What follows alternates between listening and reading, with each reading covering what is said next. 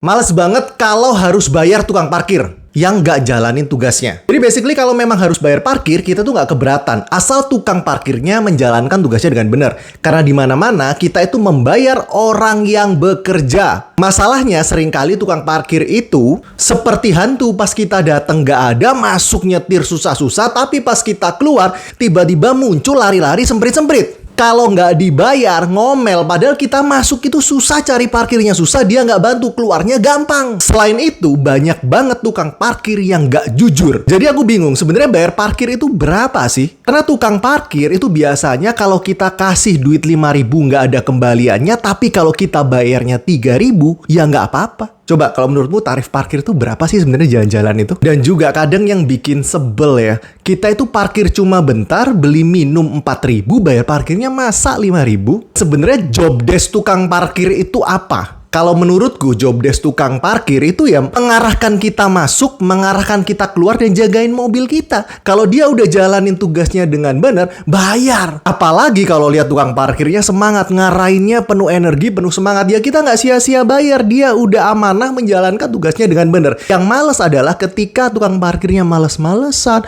ngarahinnya nggak benar, bisanya nyemprit-nyemprit minta duit. Dan yang masih jadi misteri yaitu tadi sih masalah pembayaran. Sebenarnya berapa sih kita harus bayar parkir yang bener, yang layak itu? Soalnya aku pernah juga tulisan di karcis parkir itu 6.000 tapi aku bayar 5.000 nggak apa-apa. Kan nggak masuk akal. Dan store-nya kemana? Karena kan agak nggak logis ya. Kalau mereka bener-bener setor dan harusnya store 5.000 nih. Kalau kita bayar 3.000 harusnya diminta dong. Kalau sampai kurang ada datanya kan mereka harus nombokin.